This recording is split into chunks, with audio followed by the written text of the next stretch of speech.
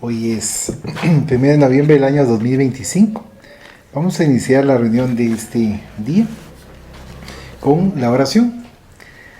Rogamos al Señor Dios Omnipotente que nos envíe buenos espíritus para asistirnos, aleje a los que pueden inducirnos en error y que nos conceda la luz necesaria para distinguir la verdad de la impostura.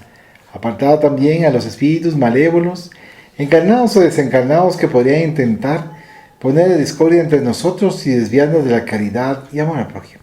Si alguno pretendiese introducirse aquí, hacer que no encuentre acceso en el corazón de ninguno de nosotros. Buenos espíritus que ordináis venir a instruirnos, hacernos dóciles a vuestros consejos, apartarnos de todo pensamiento de egoísmo, de orgullo, de envidia y de celos, inspirándonos indulgencia y benevolencia para nuestros semejantes presentes y ausentes, amigos y enemigos. Hacer, en fin, que en los sentimientos de que nos sintamos animados reconozcamos vuestra saludable influencia. Dad a los médiums, a quienes encarguéis de transmitirnos vuestras enseñanzas, la conciencia de la santidad del mandato que les ha sido confiado y de la gravedad del acto que van a cumplir, con el fin de que tengan el fervor y el recogimiento necesario. Si en la asamblea se encontrasen personas que fuesen atraídas por otro sentimiento que no sea el del bien, abrid sus ojos a la luz y perdonarles así como nosotros les perdonamos si vinieren con malas intenciones. Rogamos especialmente al espíritu de Genaro Valladolides, nuestro guía espiritual, que nos asista y vele sobre nosotros. Que así sea. Estamos leyendo el libro La Luz de la Verdad, de Amala Domingo Soler. Hoy nos toca el capítulo 22 y la página 111 en físico. En virtual, no sé. ¿Cómo se llama el libro? Capítulo 22. ¿El libro? A la luz de la verdad.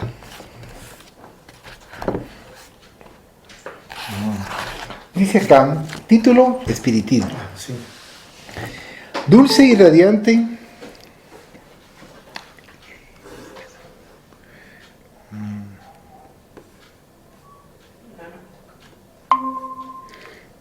Bienvenida, Magdita. Dice el capítulo 22, página 111, Magdita.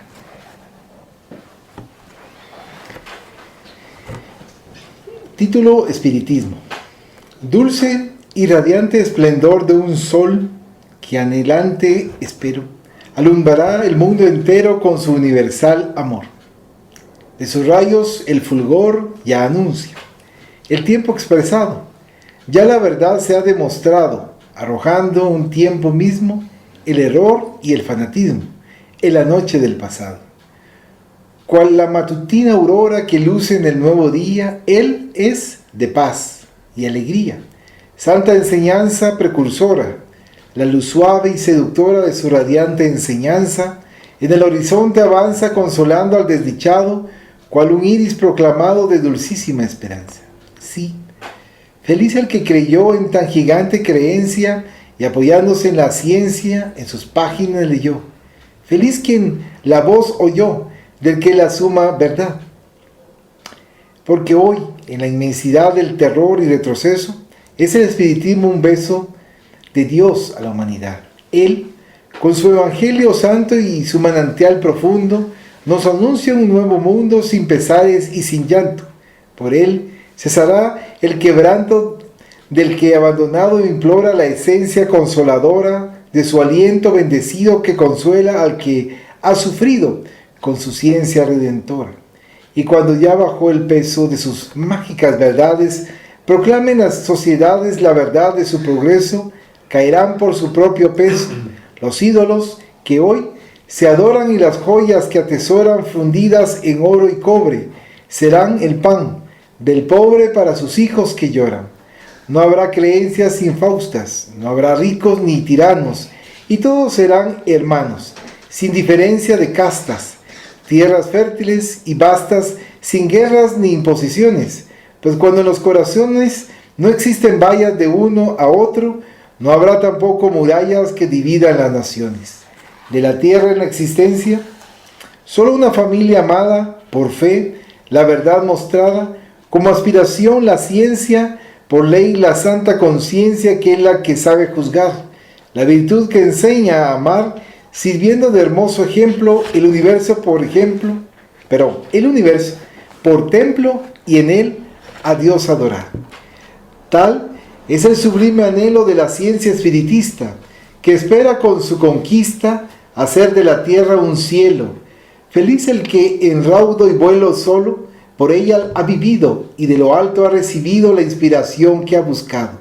Y si llora, es consolado, y si sufre, es remediado.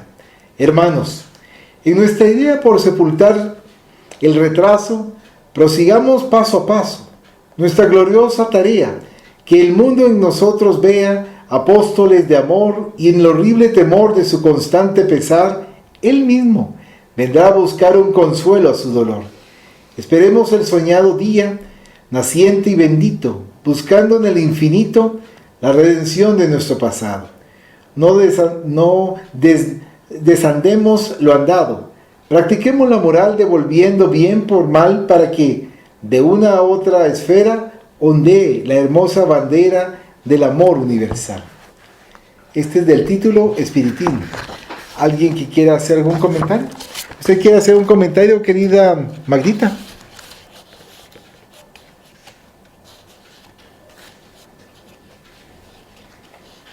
No, Valito, creo que le voy a dar otra leída porque no. Ok. Es que en físico es diferente. Así. ¿Qué capítulo es? 22. ¿El 22? Ah, 22. ¿Qué fue? Es 84. ¿Alguien acá presentes que desea hacer un comentario? ¿O gran deciré? Sí. ¿O Guillermo? Sí, a ver, el texto se basa en lo que nos da la doctrina, ¿verdad? En lo que nos regala, en una visión mucho más amplia de la vida, del mundo y de nuestro propio mundo, ¿verdad? Que ahí sí que también nos compromete desde la parte moral, nos ilustra también desde la parte intelectual, ¿verdad? A lo que representa este planeta, y no solo es una oportunidad, sino también es un compromiso, ¿verdad? Ya con el conocimiento adquirido, de orar de una manera más consciente, de pues ir alcanzando los objetivos de la existencia, ¿verdad? Que es el crecimiento, que es la evolución, que es el progreso, y también nos da perspectiva acerca de los sufrimientos que se tienen en este plano, ¿verdad? Nos dice que todo sufrimiento, que todo dolor no es por gusto, que no es solo porque sí, que tiene pues un propósito en nuestra vida. Eso nos da también ahí sí que la perspectiva suficiente para gestionarlo con más serenidad, con más calma, decir, bueno, estoy enfermo, tengo esta situación, incluso ya en cuestiones terminales, ¿verdad? Si tengo un cáncer terminal, yo sé que mi vida que si mi vida material se puede acabar, pero yo sé que mi espíritu va a seguir existiendo, va a ir al nuevo plano, y que solo es una experiencia que yo tenía que pasar. Y así con cualquier situación que pase en la vida. Entonces, bien hubieran dicho en la doctrina de Kardec que el espiritismo es consolador, y el espiritismo nos llena también de optimismo, ¿verdad? Todos los que lo conocemos, porque sabemos y reconocemos el tipo de planeta en el que estamos, en un mundo de expiación y pruebas, y sabemos también cuál es el camino para ir a un mundo mejor. Entonces, eso es lo que podría comentar. Muchas gracias. ¿Decidino? Excelente, cabal, lo que estabas comentando con respecto al tema, porque eso es lo que tenemos que nosotros lograr como espíritas, como seres humanos también, lograr que la doctrina espírita se vuelva una filosofía de vida, ¿verdad? Es decir, actuar conforme los postulados en cada una de las circunstancias que nos toca que vivir, ¿verdad? Porque si no, ¿de qué sirve que estemos leyendo libros, que tengamos la lectura, que tengamos el conocimiento, si no lo vamos a poner en práctica en los momentos más difíciles, ¿verdad? Los momentos más difíciles son cuando tenemos los problemas de diferente tipo, como bien estabas comentando, ¿no? Y cuando sucede, por ejemplo, la pérdida de un ser querido, ¿verdad? Como es, aprovechando la fecha en la cual nos encontramos nosotros, que es el 1 de enero, ¿verdad? Entonces, pero 1 de noviembre. Entonces, hay muchos hermanos que para esta fecha están dolidos, están sufriendo mucho, ¿verdad? Porque Iván, ¿cómo se llama? Esperando esa época para poder hacer de alguna manera algún tipo de ofrenda, llamémosle espiritual, ¿verdad? O una oración para los seres que ya han partido ya al plano espiritual. Y se sienten pero muy tristes, porque consideran que va a pasar mucho tiempo para que puedan volver a ver a sus seres queridos. Y no saben si lo van a volver a ver porque en la mentalidad de nuestros hermanos hay dos opciones, o tres, ¿verdad? O será que se van al cielo ellos, ¿verdad? O se van a ir al infierno, o en la otra opción donde la nada, es la nada, entonces desapareciendo el cuerpo, desaparece también el espíritu y nos quedamos en la nada, y ahí es peor todavía porque ya perdí completamente a mi ser querido. Perdón, ¿es panteísmo eso? No. Ese es ese es ateísmo. Ateísmo, sí. Los ateos, los que... materialismo, pero es el materialismo. Es el materialismo. Y si nos vamos todavía al ateísmo, es peor todavía. Pero pongamos a pensar nosotros a eso. ¿Qué pasa, por ejemplo, nosotros que somos espíritas, a diferencia de otros pensamientos? Bueno, yo como sé que la vida continúa, ¿verdad? Y que independientemente de que ha dejado el cuerpo físico, va a seguir viviendo el espíritu, dependiendo cómo fue que vivió su vida terrenal, de esa manera, pues así va a continuar viviendo en el plano espiritual.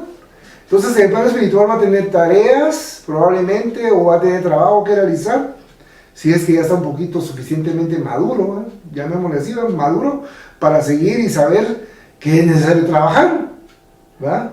Es necesario trabajar porque para su propia evolución, no a quedarse con los brazos cruzados, bueno, voy a estar viendo qué pasa, qué espíritus pasan a mi alrededor. No, yo necesito trabajar, necesito progresar. Entonces, van a estar en ese tipo de actividades ya en el plano espiritual. Y obviamente, dependiendo del grado evolutivo, como hemos visto, algunos estarán ya así, pero otros que hayan cometido muchos errores, lamentablemente van a estar en el umbral, van a estar sufriendo, van a creer que están en el infierno. Y entonces, para esta época, sirven mucho las oraciones que hacen hacia ellos también, porque va a llegar ese tipo de oraciones. Pero vamos así como nosotros, que sabemos que ya están en el plano espiritual, no necesitamos un 1 de noviembre para poder comunicarnos con ellos, porque sabemos que todos los días, en cualquier momento, podemos mentalmente elevar nuestro pensamiento hacia Dios, hacer una oración por nuestros seres queridos, que esa oración les va a llegar a ellos, ¿verdad?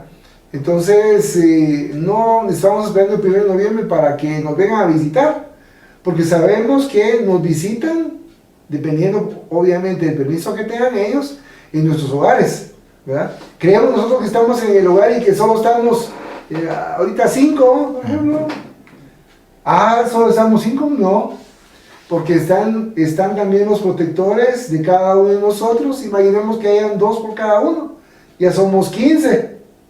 Imaginemos que hay además de los protectores, hay algún perseguidor o varios, unos 5 perseguidores, imaginemos uno por cada uno, son 20. Entonces, este recinto se podría estar, y de hecho lo está, ¿verdad? Y lleno de hermanos espirituales, con todo respeto, ¿no? No solo estamos los que estamos acá. Y yendo veamos otro caso. Imaginemos que estamos en nuestras casas y estamos solos, aparentemente, ¿verdad? Y estamos en la sala, estamos leyendo un libro, estamos leyendo un periódico, en fin, en cualquier otra actividad. Y decimos, me siento solo. Pero no estamos solos, jamás estamos solos. Hay otras entidades espirituales que están compartiendo con nosotros, que están... dependiendo de nuestras orientaciones, que nosotros es lo que pensamos mayormente, ¿no? Nuestro pensamiento, cómo lo estamos sintonizando, de ese tipo de entidades son las que estamos atrayendo. Si por ejemplo me pongo a pensar como, de veras que estoy solito en la casa, me caían bien un par de cervezas, ¿no? Para levantar mi ánimo, voy y de repente, bueno, no tengo la refri, voy a la tienda y la compro, o si no la tengo ahí me la tomo, y ya estamos atrayendo entidades también que beben, ¿verdad? Sí. Ya tenemos algunas entidades que están ahí y comienzan a decir, bueno, porque ganó la selección de Guatemala, porque perdió la selección de Guatemala, porque no fuimos al mundial, porque fuimos al mundial. Total, va a haber una motivación, va a haber un motivo, ¿verdad? Siempre, bueno o malo, va a haber un motivo y en el cual vamos a estar alrededor de entidades espirituales, ¿verdad? Y ellos se sienten contentos cuando pensamos nosotros en ellos, ¿verdad? Porque sienten que no nos hemos olvidado. No es, como les digo, no es necesario que vayamos a un lugar especial, ¿verdad? Léase como ustedes piensen, ¿verdad? Que pensemos que ahí va a estar, ¿no? Desde donde nos encontremos, ahí va a estar. Ahora, si quieren ir, pues tampoco es prohibido, ¿no? Porque también nos nace ir a esos lugares, también podemos hacerlo y nos sentimos bien, se puede hacer. No hay prohibición en ese sentido para nada, depende de nosotros mismos. Pero como bien estabas comentando, ese consuelo que nos da la doctrina espírita, que quisiéramos que los demás hermanos en humanidad pudieran tener esa dicha de pensar de esa manera, ¿verdad? ¿De qué manera? En las profundidades del Evangelio que dejó nuestro Maestro Jesús de Nazaret, brillando como un sol. Hace 2000 años dejó ese Evangelio, pero ese Evangelio, bueno, va a brillar mucho más fuerte porque ahora vamos a entender por qué nos habló en parábolas. ¿Por qué nos dio esos mensajes? ¿Por qué nos dijo, perdona 70 veces 7? ¿Verdad? ¿Por qué nos dijo eso? ¿Por qué nos dijo que hay que perdonar? ¿Pero qué? ¿Pero qué? ¿Que era un santurrón Jesús o qué? ¿Qué era él? ¿Verdad? ¿Por qué nos dice hay que perdonar siempre? Como que si no tuviéramos orgullo, como si no tuviéramos algún tipo nosotros de dignidad, ¿verdad? Como que no fuéramos dignos y entonces que nos estén aplastando constantemente con lo que puedan hacer a nosotros. Pero como Jesús, como buen psicólogo, ¿verdad? Que eso no lo dicen generalmente, ¿eh?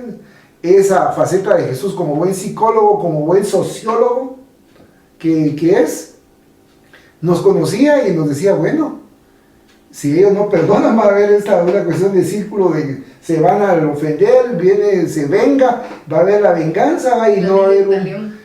¿Cómo? La ley de talión, entonces va a haber un círculo y se va a ver y ellos no van a parar. Entonces, ¿qué mejor ley? Perdonar. Así perdonar, bueno, tiene un cuchillo en el momento para poder devolver la ofensa. Jesús con esa de perdonar nos quita el cuchillo de la mano y nos lo pone. Nos quita la pistola de la mano y para que la dejemos a un lado, ¿verdad? Y eso es muy profundo. Sin embargo, no lo hemos entendido. Decimos, Jesús 70 veces 7, perdonar 70 veces 7. ¿Qué es eso? 7 por 7, 49. ¿Será que es eso? No. 70 veces 7 es 7 a la primera potencia, ¿verdad? Es 70 a la... Vamos a ver. 70%. 7 a la potencia 70. O sea, 7 por 7, 49. Por 7, segunda potencia. Por 7, la tercera potencia, ¿verdad? Hasta llegar, ¿cómo se llama? A la 70. Entonces, es un número probablemente así de dígitos que nosotros tenemos que perdonar en esta existencia. ¿Qué significa eso? Siempre. Hay que perdonar siempre. Y eso es lo que generalmente no aceptamos, ¿verdad? Pero si nosotros ya comprendemos el Evangelio de nuestro Maestro Jesús de Nazaret y lo ponemos en práctica, ¿verdad? Entonces ya va a brillar. Porque van a decir también los demás que están alrededor de nosotros, chica, pero ¿qué diferente es él o ella? ¿Verdad? Sí. Están irradiando, hay algo que irradian que no sé qué es, pero es muy atractivo, ¿verdad? Muchas veces van a creer que es algo de que es una cuestión sentimental. ¿Qué manda? Sentimental, ¿no? De atracción de género. Me gusta él, me gusta ella, tiene algo, tiene un no sé qué. Sí. Ese no sé qué es espiritual, ¿verdad? Pero como ellos o ellas no logran identificar qué es eso, se siente la atracción. Es como cuando hay un foco, ¿verdad? Y entonces hay alrededor una serie de mosquitos que están ahí alrededor de la luz, ¿verdad? Están ahí, ¿verdad? Porque la luz está irradiando alrededor. Y eso es lo que quiere Jesús por parte de nosotros, que seamos, si bien no somos focos, aunque sean fosforitos, que seamos. Y estamos iluminando nuestro camino, porque y tratar de iluminar a través de nuestro ejemplo el camino de nuestros demás hermanos, ¿verdad? Entonces, vivenciar la vida espírita en nuestras, vale la redundancia, en nuestra vida. O sea, soy espírita, no tengo que andar diciendo soy espírita, tengo que actuar como espírita. Materializarlo. La gente va a querer, bueno, soy evangélico, ¿no? Porque a veces me pueden decir, ¿soy evangélico? Sí, ¿no? ¿Por qué? Sí, porque sigo el evangelio de nuestro Maestro Jesús de Nazaret. Ahora, si me dijera soy protestante, pues no, podría ser que sí, podría ser que no, porque a veces protesto y otras veces no, ¿verdad? Entonces, depende también cómo nosotros vamos a visualizar esa vida, ¿verdad? Por supuesto, como bien comentaba, ¿verdad? Con optimismo. Porque si me pongo a pensar yo, ay Dios, pero no soy perfecto, no he logrado esa perfección, entonces ya me deprimo, porque no he logrado llevar al nivel que yo quisiera. No pude perdonar, vi a esta persona y se me revolvió el estómago en ese momentito, ¿verdad? Y, pero no, yo sé que ya no tengo que actuar de esa manera, no, es que no debiera, no soy digno de estar en la doctrina espírita. Porque podríamos pensar de esa manera, ¿verdad? Podemos pensar, no, pero, pues sí, ya no tengo que tener malos pensamientos, pero desde que vi a fulano y a fulana, ya comencé a sentir esa energía negativa, ya me cambió el sentir, ¿verdad? Pero aceptarnos como somos nosotros mismos, ¿no? Aceptar como somos, pero de luego de esa aceptación también comenzar a trabajar en mejorar. Bueno, ya sé que tengo 10 vicios, ¿verdad? Y de esos 10 vicios, entonces, bueno, agarro uno y digo, bueno, voy a comenzar a trabajar en este. Poco a poco y voy a ir trabajando y entonces, en esta existencia, por lo menos, ya avancé algo para quitarme ese vicio que tengo, ¿verdad? Por lo menos. La siguiente existencia ya será una nueva lucha que voy a tener. Pero, como bien me estaba recordando una ilustración que nos compartió tío Bala con nosotros cuando fue al congreso allá en Colombia, y decía ahí en esa ilustración que por lo menos tenemos una encarnación cada 100 años, ¿no?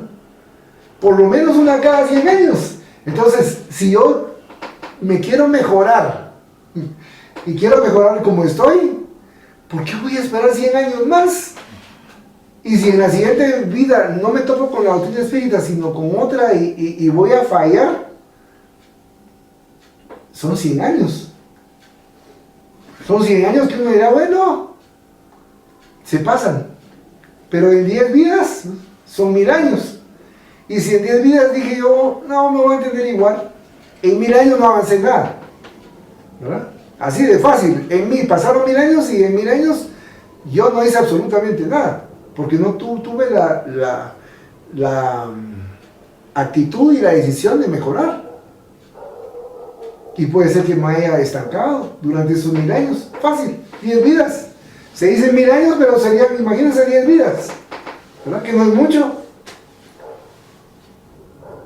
No es mucho, pues son 1000 años que estaríamos estancados ahí, que prácticamente es lo que ha pasado con la doctrina de nuestro Maestro Jesús de Nazaret. 2000 años, unas 20 vidas, en las cuales todavía no hemos logrado aplicar con una mayor conciencia, como bien decías, ¿verdad?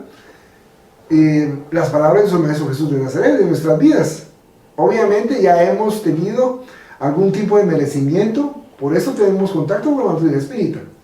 Si no hubiésemos tenido contacto con esta doctrina, o la hubiéramos tenido y decimos, bueno, como cualquier otra religión, ¿no? Existe los maometanos, por ejemplo, ¿no? Están ahí, pero o los musulmanes, y ahí están, pero no.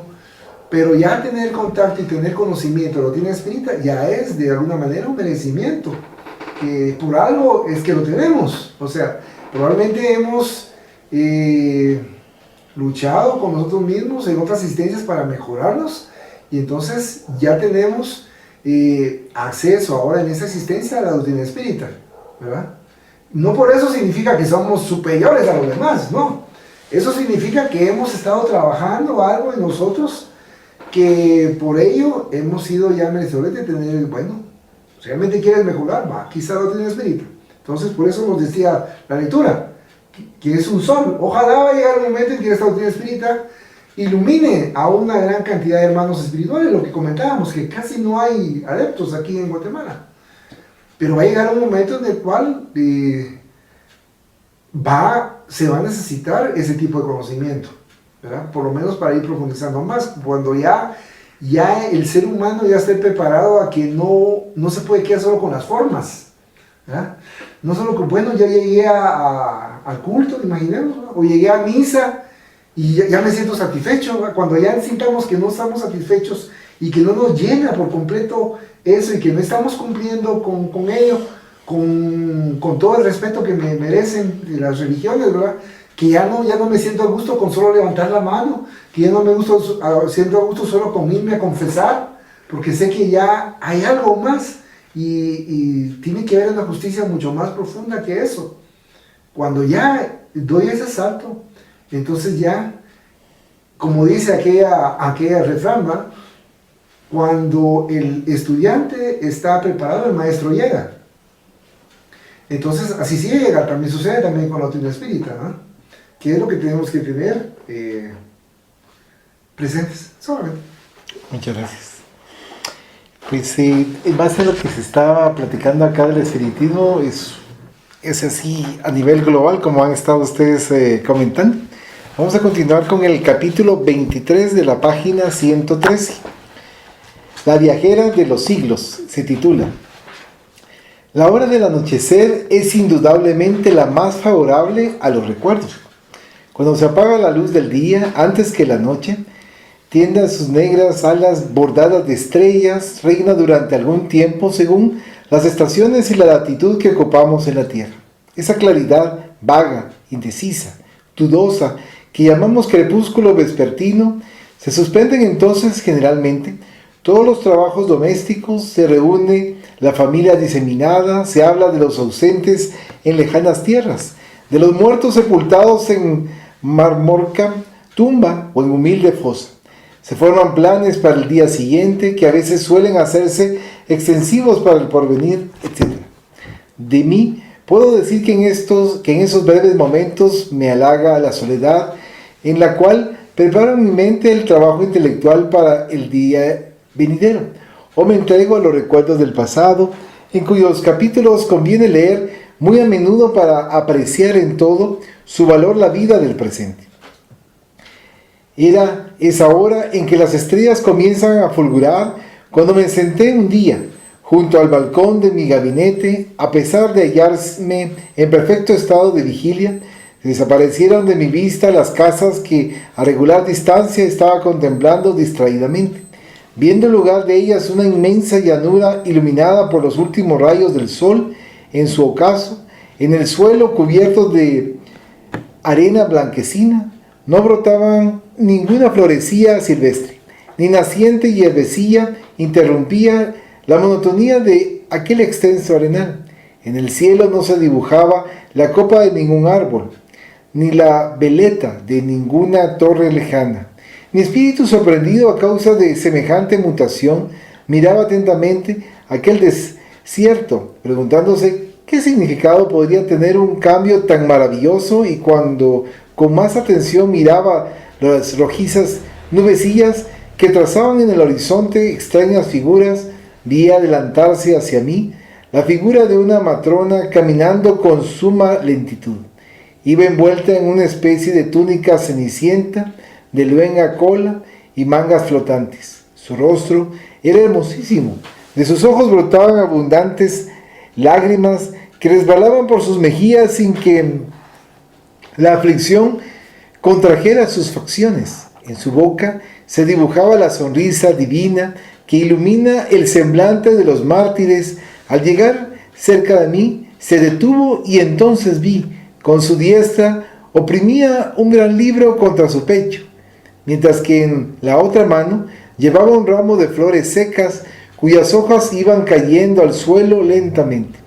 Los últimos reflejos del sol iluminaban su blanca frente y sus rubios cabellos que la cubrían como un manto de oro con sus dorados rizos.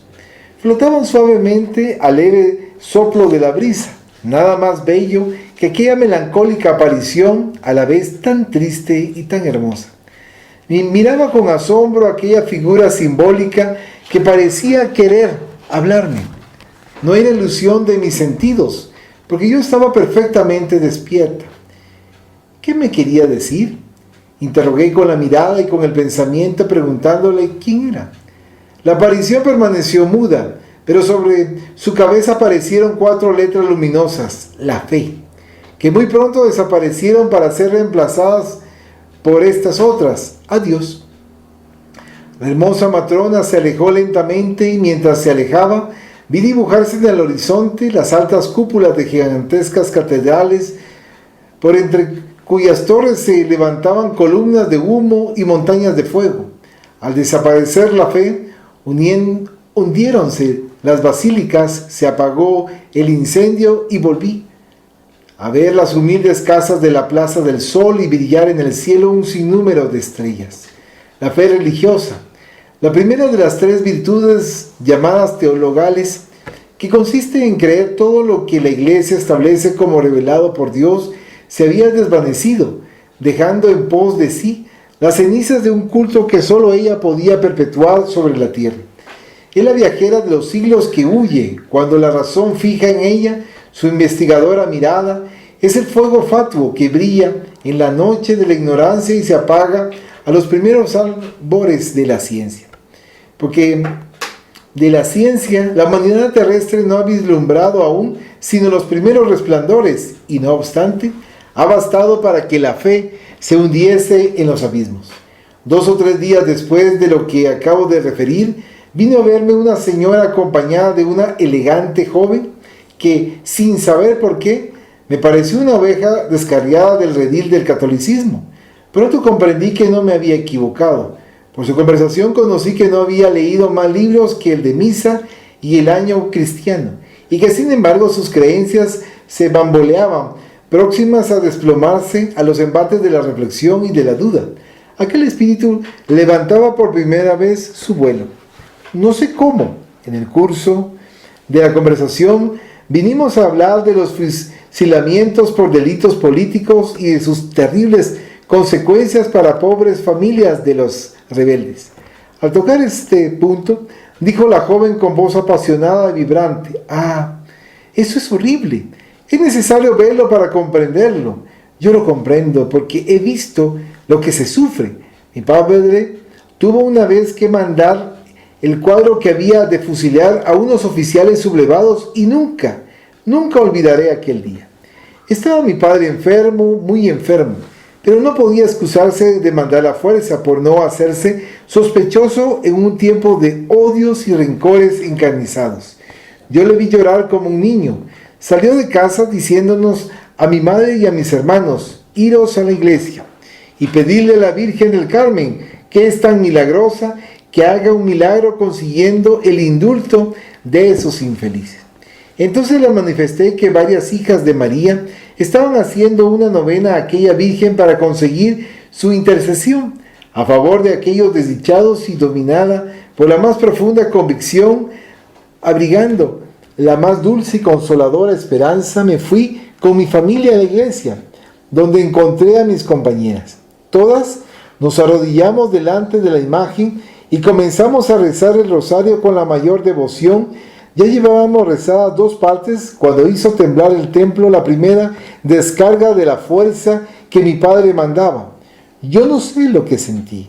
Miré a la Virgen, que siempre me había parecido preciosísima, y la encontré sin expresión, sin vida. Me levanté maquinalmente y me fui a una capilla. Necesitaba estar sola para llorar. ¿Querrá usted creer que quise seguir rezando y no pude decir ni un Padre Nuestro? Y no lloraba solamente por los pobres fusilados y sus atribuladas familias. Lloraba también por el desengaño que mi fe acababa de recibir. Se apoderó de mí un miedo tan grande que me tuve que ir junto a mi madre y decirle al oído: vámonos a casa. Me parece que la iglesia se va a caer sobre nosotras. Aquí dentro siento pavor. Los santos de los altares me inspiran una repulsión invencible. Esa Virgen, antes tan milagrosa, me parece que se mofa de mi desconsuelo. Vámonos, que aquí me encuentro muy mal. Mi madre me miró como asustada y me siguió. Quedándose mis hermanas en la iglesia, desde aquel día no he vuelto a pedir nada ni a la Virgen ni a los santos. Y crea usted que siento en gran manera la pérdida de la fe. Porque creyendo se vive muy bien, aunque mi confesor hace lo que puede por devolvérmela. Todo es en vano, y para evitar cuestiones hago el papel de convencida. Me es imposible olvidar aquella mañana en que vinieron a interrumpir mi fervorosa plegaria las descargas que borraban del libro de la vida a 3 infelices sublevados. No creo en nada, absolutamente en nada. ¿Cómo he de creer en un Dios que se hace el sordo a las súplicas y a los sollozos de los que creen en su bondad y en su poder? Mientras hablaba la joven, yo recordaba mi visión. Los espíritus de los terrenales comienzan a despertar de su profundo sueño. Ya no doblan la cabeza ante los divinos decretos. Piden, y cuando no se les concede lo que han pedido, se atreven a mirar de hito en hito a las imágenes preguntándoles por qué. No escuchan el ruego fervoroso de los creyentes, y como la fe no quiere ser interrogada ni arguida, abandona el campo a su antagonista, la razón, que busca en la discusión el triunfo de la verdad. A los pocos días en mi gabinete, una mujer, al parecer del pueblo, con un semblante que nada expresaba, parecía un libro en blanco. Iba enlutada, le pregunté qué quería de mí y me contestó en voz apenas perceptible: consuelo. Y dejándose caer en una silla, su rostro impasible adquirió súbitamente expresión, sus ojos se llenaron de lágrimas y murmuró con voz entrecortada por los sollozos: me han dicho que usted podía consolarme. He perdido a mi hija. Hice decir más de 150 misas ante el Cristo de Lepanto para que le devolviera la salud, y de nada me han valido. Muerta mi hija, he ido a la capilla y he dicho al Cristo: ya no creo en tu poder.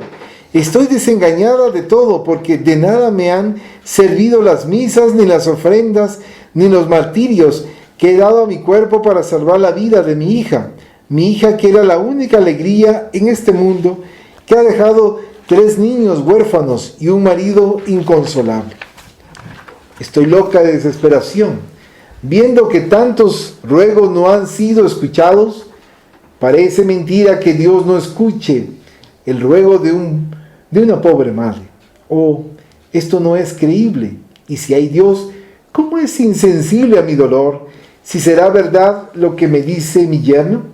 ¿Qué os dice vuestro yerno? Que los santos, los cristos y las vírgenes son figuras de madera, sordas como la madera de que son hechas, y los milagros que han obrado, porque yo he visto muchas ofrendas que los atestiguaban. Recuerdo una vez que estuve en Sevilla por Semana Santa, que en la capilla del Señor de los Desamparados no se podía entrar. Tanto eran los cuadros, piernas y manos de cera y mortajas de niños que demostraban la gratitud de los fieles favorecidos por el poder milagroso de la sagrada imagen, y no favorecerme a mí, que tanto he pedido y tantos sacrificios he hecho, viéndome además obligada a sostener una lucha terrible con mi yerno, que no quería que de ninguna manera que hiciera misas ni celebrara novenas. Pídame usted dinero para darlo a los pobres, me decía, pero no para emplearlo en ceremonias religiosas que de nada han de servir al enfermo. Yo me indignaba.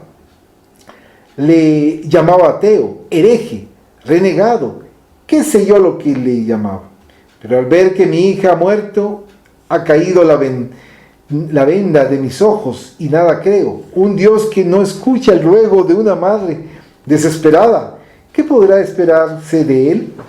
Entraron otras visitas y la pobre mujer se fue diciéndome que volvería a verme para hablarme de la muerte de su hija y la ruina de sus creencias religiosas. La religión de aquella pobre mujer me recordó de nuevo mi visión. Oh fe religiosa, oh viajera de los siglos, los días de tu reinado expiran. Los seres más sencillos, los más ignorantes, te rechazan en sus horas de dolor. Ya no inclinan la cabeza ante los mandatos divinos. Ya no dicen Dios lo quiere. Antes, al contrario, la exasperación se apodera de los que sufren y el escepticismo derrumba sus místicas creencias de otros tiempos. Tu poder ha terminado en las naciones civilizadas. Los observatorios astronómicos valen más, mucho más que las gigantescas catedrales. Los laboratorios de los sabios valen inmensamente más que todos los santuarios. Cuando la ciencia avanza, tú tienes que desaparecer. Adiós con tu libro de la tradición y tus flores secas. Las flores de las religiones positivas terminó en los países cultos. Cuando los creyentes exasperados por el dolor preguntan a Dios por qué, no escucha sus ruegos. ¿Es que la venda de la fe se ha caído de sus ojos? Devoto que pregunta y pide cuenta a Dios de sus dolores censurando sus actos. Es un racionalista que ensaya el vuelo de su pensamiento. Una parte de la humanidad tiende ya sus alas libremente. Este es del capítulo 22, cuyo título es La viajera de los siglos. René, ¿quieres hacer algún comentario?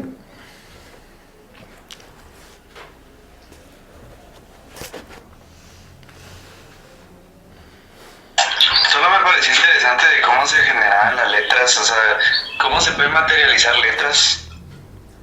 O sea, ¿cómo? Hermano Coca. Dale.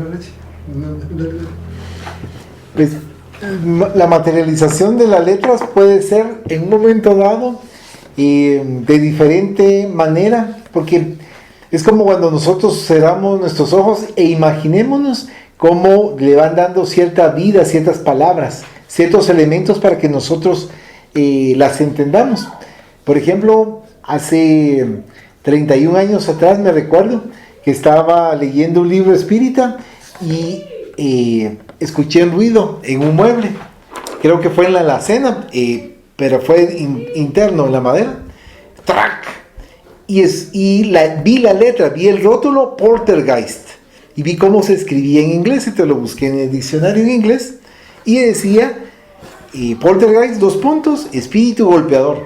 Entonces ahí estaba manifestando que era un espíritu que estaba dando a conocer su presencia. Y entonces acá, cuando manifiestan con respecto a estas letras que le dan vida, asumo yo que es acorde a ciertas circunstancias y ciertos elementos que nos van a dar el detalle que nosotros necesitamos. Por ejemplo, cuando estaba transcribiendo y codificando Allan Kardec, una de las obras básicas del espiritismo, había un sonido, un golpecito, mientras él estaba transcribiendo y codificando el espiritismo.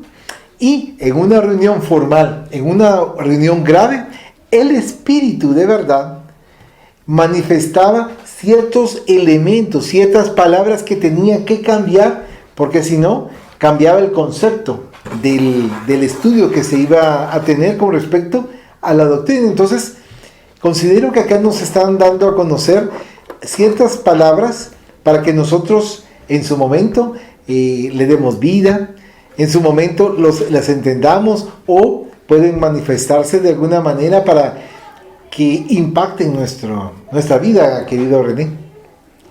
Gracias, Brachi. Excelente. Sí. ¿Usted quiere hacer algún comentario, querida maldita linda?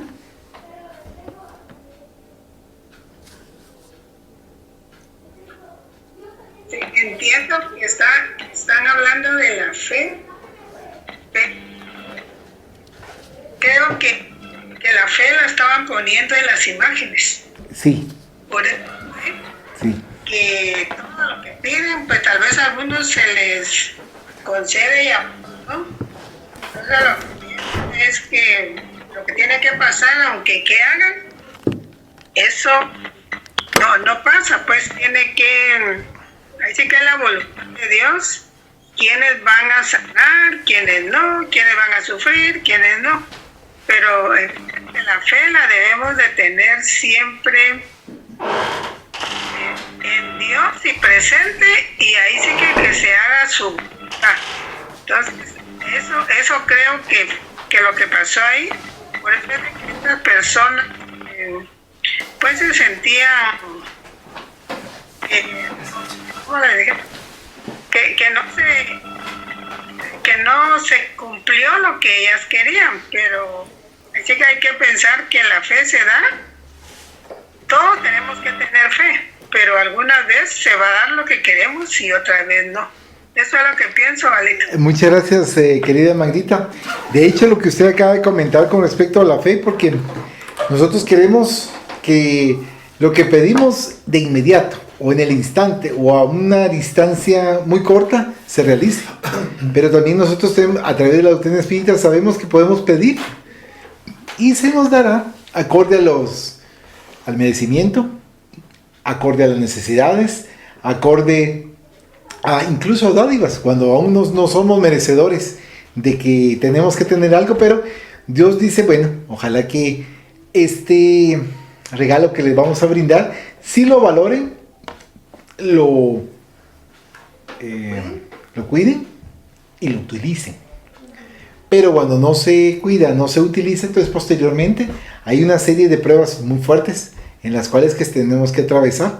Y entonces lo que acá nos comentaba nuestra querida Magdita con respecto a la fe, porque bueno, manifiesta la señora que había muerto su hija y había pedido a través de 150 misas, y de hecho nosotros sabemos y reconocemos que hay muchos hermanos que dicen, yo sé que con la misa, yo sé que, y está bien, y uno es respetuoso de la dirección con quien lleva la fe, pero yo no puedo decir, es que voy a hacer una gran cantidad de misas y Dios me tiene que escuchar, o sea, como que nosotros estamos condicionando a Diosito algo que no podemos, porque nosotros somos los hijos.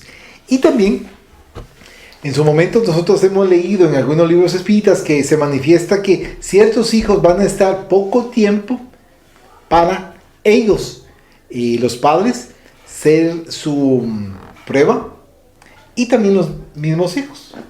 Es muy probable que para ambas partes, solamente que para los padres es difícil, era lo que manifestaba o han manifestado algunos padres, de cómo es posible de que después de ciertos acontecimientos hayan fallecido sus hijos y que ellos querían, pongámoslo de esta manera, morir primero y que sus hijos continuasen su existencia, continuasen su rumbo, continuasen su camino. Pero lo que sí tenemos que tomar en consideración que aprovechar al máximo el conocimiento, aprovechar al máximo la existencia, aprovechar al máximo, pero haciendo todo el bien posible, que es lo que nos invitan constantemente nuestros hermanos, porque si nosotros tenemos así en bandeja de plata, literalmente la información con respecto a qué hacer en nuestra vida cotidiana, pero nosotros no la aprovechamos, es saco rotos y somos más responsables, porque sabemos de lo que nosotros tenemos que hacer, pero no lo hacemos. ¿Algún comentario? O estimado Guillermo. Sí, a ver, el tema de la fe religiosa, y yo creo que hace también referencia también a distinguirla de la fe espírita, ¿verdad? La fe religiosa de la manera tradicional tiene mucho que ver con la forma en que se ha concebido a Dios en ciertas religiones, a un Dios más antropomórfico, ¿verdad? Más humanizado, más personal. Hay mucha gente que le dice mi Dios aquí, mi Dios allá. Yo sé que Dios me va a hacer esto, yo sé que Dios me va a hacer lo otro. Entonces se infantiliza un poquito, se llega a ese punto de infantilizar un poquito. Porque Dios ya no es solo ese Padre amoroso, que es el Padre de todos, que es el Padre de nuestra existencia, sino que se vuelve como si fuera un padre personal que está ahí para cumplir nuestros deseos, ¿verdad? O nuestros caprichos. Podemos pensar que la madre quisiera que siguiera existiendo en esta encarnación su hija, pues es un propósito noble, ¿verdad? Es un propósito elevado, es una buena intención. Pero eso es lo que piensa su mente, eso es lo que piensa ella en un momento dado donde tiene una conciencia muy limitada de las circunstancias globales, de lo que rodea la vida de su propia hija, ¿sí? Porque cada uno viene un tiempo determinado en la vida, nunca sabemos cuánto va a ser. Pueden ser 20 años, pueden ser 80, pueden ser 100, pueden ser 5, cada uno tiene su propio plan de vida. Entonces ese plan ya viene predispuesto así. Es como la gasolina de los aviones, ¿verdad? Los aviones no pueden estar volando infinitamente. Los aviones, se sabe cuánto tiempo, en cualquier vehículo, ¿no? Se sabe cuánto tiempo va a volar y se le pone gasolina pensando en cuánto tiempo va a volar. También, cada uno trae su pack de las circunstancias que tiene que atravesar. Y salvo que el espíritu detone esa desencarnación de manera más temprana por su propia decisión o por su propia negligencia, ya tenía un tiempo estipulado para estar. Entonces, en esas circunstancias, sí, aunque nosotros, para los estándares que tenemos en este mundo, pueda parecer un propósito noble, no lo es. Y muchas veces es hasta egoísta, ¿no? Porque queremos la compañía material, porque todavía estamos materializados de esa persona. Pero eso es lo que pasa con la fe religiosa, que en los mecanismos que se han estructurado al principio de la humanidad, o en los siglos en los que llevamos, estando consciente del plano en el que estamos, todavía no lo vemos de una manera muy elevada, a como debería ser. Y por eso es que pues, surgen estos desencantos. Cuando surgen estos desengaños, entonces se vuelve al otro extremo, que es el escepticismo total, que es ya no creer en nada, que es, bueno, Dios no me concedió lo que yo hizo, no existe, no está, o si existe, no me da nada, que esté o que no esté. Entonces entra uno en la rebeldía y uno ya empieza a obrar desde el rechazo con la vida y desde el rechazo con una divinidad que por un lado creemos o decimos que no existe, pero por el otro tenemos una chispa interna en la que sabemos que sí está ahí, pero que lo hemos comprendido mal y que nos lo han enseñado mal también de alguna forma.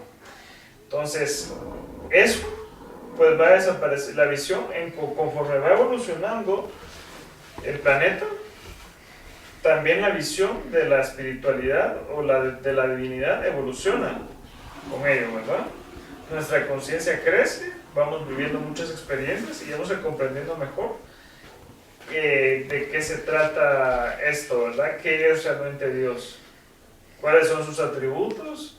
¿Y cuáles son las características que necesita y que tiene que tener nuestra vida y nuestro espíritu para ir progresando, ¿verdad? Entonces, ahí adquirimos una visión más amplia y dejamos atrás eso que dice. Por eso dice el viajero de los siglos. Porque es una visión que va a estar con nosotros de manera, pues ahí sí que temporal, ¿sí? De manera temporal. Va a vivir en nosotros, luego se transforma, entonces esos vestigios los dejamos atrás. Yo creo que a eso se refiere el capítulo y sobre todo la primera parte, cómo lo representa, ¿no? Como una manera tan poética, como una alegoría tan profunda, ¿verdad? De que viene, se suelta, se va y ya uno sigue su propio camino. Mija. Yo estaba pensando más que nada en la visión que tuvo al inicio de una señora que se acercaba y que no tenía ni idea quién era, ¿va? Pero cuando le pregunta quién eres, la fe, a Dios. O sea, se resume, ¿va? Es como cuando nosotros, yo lo veo tal vez como un poco más como más filosófico, en el sentido de que, o sea, es un concepto abstracto, porque quiera que no, es abstracto. O sea, ¿qué es la fe? ¿Qué se siente tener fe? O sea, no tenemos la certeza. Y cuando, como tal vez en el ejemplo, cuando se presenta en el momento, bueno, ahorita tienes fe o ahorita sabes qué es la fe y se desvanece. No sabemos cómo explicarlo, o sea, simplemente es un concepto que todos manejamos, pero que, o sea, como que se sobreentiende entre líneas, pero al momento de querer profundizar en eso, es más es un sentimiento. Y por ende no es como tal que lo podamos como poder explicar, o sea, como, sí, porque, o sea, yo sí he tenido esa duda así desde hace rato, ¿verdad? ¿Qué es la fe? O sea, porque todo el mundo dice como, es que él sí es muy fervoroso, muy ferviente, o que tiene bastante fe, o sea, es muy devoto, pues lo llegan a relacionar a veces también así, ¿va? Pero uno se pone a pensar como, bueno, es algo tan abstracto que simplemente tú puedes darle el concepto, o sea, la definición que querrás y no llegar a profundizar en el sentimiento, o sea, porque quiera que no es un sentimiento así más de como tal vez plenitud o certeza en el futuro, porque digamos nosotros lo miramos en el ámbito pues tal vez espiritual, religioso, en el sentido de que tenemos fe en Dios, es la típica frase, ¿verdad? Pero ¿qué significa tener fe en Dios? Significa tal vez confiar en que tal vez o sea, nosotros no tenemos la certeza de lo que sea que estemos haciendo en ese momento, nos va a llevar a determinado punto, pero Dios lo sabe, o sea, Dios conoce nuestros planes, entonces si tenemos fe en Dios, o sea, confianza en que todo lo que Él hace está bien, y digamos, sería que estamos con la mente abierta para preparar el camino, digamos, ya sea que si me estoy desviando, tener la suficiente como conciencia o saber discernir, el discernimiento, y poder escuchar y que nos puedan volver a encaminar. O sea, es es que el explicarlo, uno entra en un bucle. Es como, se queda uno pensando porque es tan amplio el sentimiento como tal, que muchas veces decir he perdido la fe es simplemente un concepto, porque está como decepcionado con la vida, está, pues no con la vida, con las circunstancias que le han pasado y como que se enclaustró en ese sentimiento de pesadez, de pesadumbre, donde, como en el caso que comentaban, porque creo que cabeció un ratito, de la mamá que esperaba a su hija. O sea, ella como que se enclaustró en el sentido de que, mi pequeña, y el dolor y así.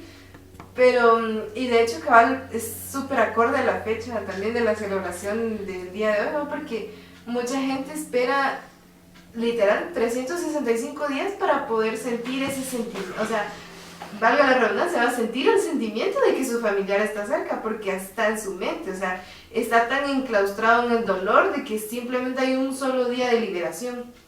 Entonces, uno está como, cuando van a misas de, digamos, de que se celebra a los 9 días, al año, al no sé cómo, que para sentir ellos como en cierto punto que están ayudando a su ser querido, en cierta forma. Pero hasta cierto punto, digamos, si no tienen una respuesta inmediata, porque eso es una característica, creo que de la humanidad, que somos súper impacientes. Entonces, si no tenemos como que una respuesta inmediata, no, es que Dios no existe, no me quiere. Y entonces uno dice como, a ver, un ser supremo tiene que demostrar ante nosotros, siendo, digamos, una hormiga, que existe. Es como que nos damos más importancia a la que tenemos, ¿no? Pero, porque yo me pongo a pensar así como en la perspectiva del Dios, ¿no? O sea, yo todopoderoso me tengo que postrar ante ti, ¿va? Es como un poco ilógico. Y uno como, es que si no te postras no existís, ¿va? Y él como, bueno, no creas, o sea, ajá. Pero retomando lo de la fe, me pareció bastante curioso lo de la señora, porque decía, o sea, ¿quién eres, va? La fe, y luego adiós. Eso fue como, o sea, no le dio chance que le preguntara mayor otra cosa, simplemente fue como, bueno, ahí está tu respuesta, interpretala como querrás. Yo simplemente vine como a reafirmarte tal vez como las convicciones que estabas pensando, o el sentimiento, o ilustrar el camino, ¿va? y luego ya, sigue, ya tienes la certeza de que ibas. Qué bonito. Me gusta cómo piensa nuestra juventud. Y precisamente en ese orden de ideas les voy a profundizar todavía más para que piensen más. Y hay algo que también es muy, muy bonito en cuanto a lo que estamos hablando precisamente de lo que es fe, filosofía, ¿verdad? Y son cuestiones actuales que nos preguntamos muchas veces y quedamos por sentado. Y hablando de la fe religiosa, ¿verdad? Es esa fe en la cual nosotros no podemos cuestionar absolutamente nada porque están los dogmas y así es, porque así es, ¿verdad?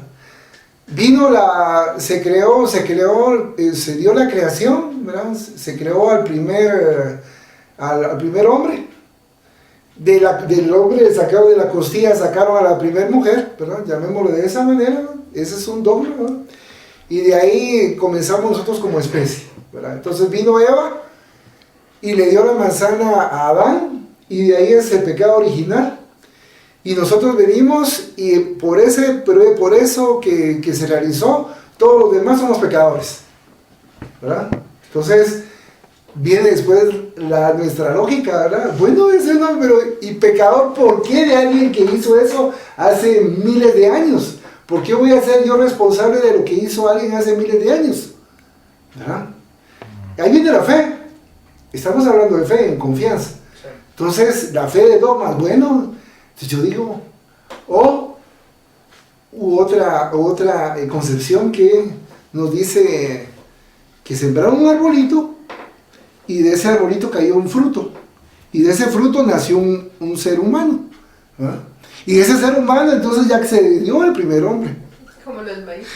Exacto, entonces uno dice, bueno, y entonces, pero si uno es fe en la religiosa, uno no puede cuestionar eso. Eso es incuestionable, ¿verdad? Vamos a poner otro aspecto que es un poquito complejo, pero es parte de eso con todo respeto. Y nos dice también, bueno, la Virgen María no tuvo ningún acceso carnal con José y de ahí nació Jesús. Ah, bueno, ok. La fe dice, no, ni siquiera podemos cuestionarlo, ¿verdad? Porque seríamos herejes si cuestionamos ello. Pero eso significa que algo que es tan hermoso como son las relaciones sexuales, que hay amor incluso en ello, es pecaminoso, ¿verdad? Entonces uno viene la lógica y nos dice, no me parece a mí lógico esto que me están diciendo. Y por otro lado, la fe nos dice también en cuanto a los dogmas, ¿verdad? Que yo necesito que me perdone Dios, pero para eso tengo que ir con un hombre y a confesarme, y ese hombre me va a absolver porque es intermediario ante Dios, porque de otra manera no puedo ser perdonado. Es cuestión de fe. Y por otro lado me dicen, no, tengo que levantar la mano y si acepto a Jesús como mi Salvador, soy libre de los faltas y los pecados que me ha hecho por todo lo que nosotros... Y vino Jesús y Él, con su sangre, vino a pagar todos nuestros pecados. Es una cuestión de fe. ¿Dónde está la justicia ahí? ¿Por qué Jesús tuvo que venir a pagar por todos y cada uno de nosotros por cuestión de fe? Pero es un dogma, no podemos cuestionarlo. Y muchos de nosotros lo hemos aceptado en algún momento de nuestra vida. Y por otro lado nos dicen, también en cuestión de fe religiosa, que si nos portamos bien, nos vamos a un cielo. Ah, ok. Y si nos portamos mal, nos vamos a un infierno. ¿Y quién nos dice cuál es la exacta medida para saber equilibrar qué tanto bien hemos hecho que merecemos ir a un cielo o merecemos ir a un infierno? ¿Dónde está esa medida? ¿Quién toma esa medida para poder merecerlo? Es una cuestión de fe también. Cuestión de fe también. Y si nos vamos a la doctrina espírita también como fe religiosa, ¿verdad? Porque yo creo, ¿verdad? Es que voy a seguir viviendo después de dejar mi cuerpo físico. Porque es una cuestión de fe, porque yo creo que así va a suceder. ¿verdad? Por fe. Por fe pienso yo que después de que llegue mi cuerpo físico, voy a seguir viviendo y voy a tener una nueva encarnación. Por fe, ¿verdad? Es por fe. No vamos a tener una certeza exacta de que, o científicamente, digámoslo de esa manera, que va a suceder de esa manera. Es una cuestión de fe. Pero ¿qué pasa con la diferencia entre la fe religiosa y, por ejemplo, la fe espírita? Que la fe religiosa o fe, llamarlo también como decía, la doctrina espírita, es una fe ciega, porque yo no puedo cuestionar lo que estamos comentando ahorita. No se puede cuestionar, es un hereje. Si yo cuestiono estos aspectos en una determinada religión, es una herejía lo que estoy haciendo. Pero si lo hago en la doctrina espírita, que me dice ahí ya va, que no es una fe ciega, sino es una fe razonada, entonces, bueno, ¿por qué entonces acepto que voy a seguir viviendo y voy a tener una nueva oportunidad de una nueva existencia? ¿Por qué? Porque no hay un tiempo, esta existencia no es suficiente para poder yo aprender lo que yo tengo que aprender para seguir evolucionando, ¿verdad? Porque ya mi fe me dice que tiene que existir una evolución, ¿verdad? Entonces va la razón. Y voy comprendiendo mejor, por ejemplo, aquellas palabras que decía Jesús. Si tuviera fe del granito de una mostaza, ¿verdad? Y le dijeras a esa montaña, muévete, esa montaña se movería, ¿verdad? Pero por más que yo esté pensando, montaña, muévete, esa montaña no se va a mover de un lado para el otro. ¿Por qué? Porque hablamos de la confianza. Y Jesús sabía en la confianza que nos daba las herramientas necesarias para mover una montaña de un lugar a otro. ¿Cómo? A través de la ingeniería. A través de la ingeniería vamos con los tractores, con los retroexcavadoras también, y vamos a mover esa montaña, la vamos a mover a otro lado. Y es posible, Jesús lo sabía. Pero vamos a utilizar la ciencia, ¿verdad?, el conocimiento para poder hacerlo. Porque de otra manera no vamos a poder entender esas palabras de Jesús cuando se hablaba de fe. Muévete montaña, y la montaña se va a mover. Sería imposible, ¿verdad? Por más que estemos pensando y deseando, muévete montaña, la montaña no se va a mover. Por lo menos en este plano de existencia, de expiación de pruebas que nos encontramos, y vamos a pasar a un plano de regeneración, no va a ser así. Es una cuestión de fe, de confianza, ¿verdad? En la medida que yo estoy discerniendo más, en la medida que yo estoy comprendiendo más y que ya me comienzo a cuestionar, como dice el libro, que el espíritu comienza a orar, porque ya esa fe religiosa ya no me satisface, como bien decías, es algo tan infantil que ya no voy a pensar que voy a estar después de fallecer y se me porta un mal en un caldero hirviendo durante miles de años, por toda la eternidad. Ya mi mentalidad me dice, no, es eso tan infantil que ya no me basta, ya no. Porque ya el espíritu comienza a elevar el vuelo, ¿verdad? Cuestión de fe. Cuestión de fe, lo que bien me estabas comentando. ¿Qué es la fe? Es precisamente ese sentir. Cuando yo siento, ¿por qué creo en Dios? Porque tiene que haber algo que coordine todo esto del universo, y porque yo siento y considero que el caos no puede ser el creador del caos, y que haya unas leyes que sean tan ordenadas, ¿va? Que no vayan a estarse chocando los planetas unos con otros, ¿no? Y hay esas leyes que permiten que se mantenga ese orden, y ese orden es por una fuerza superior, como bien estabas comentando, ¿va?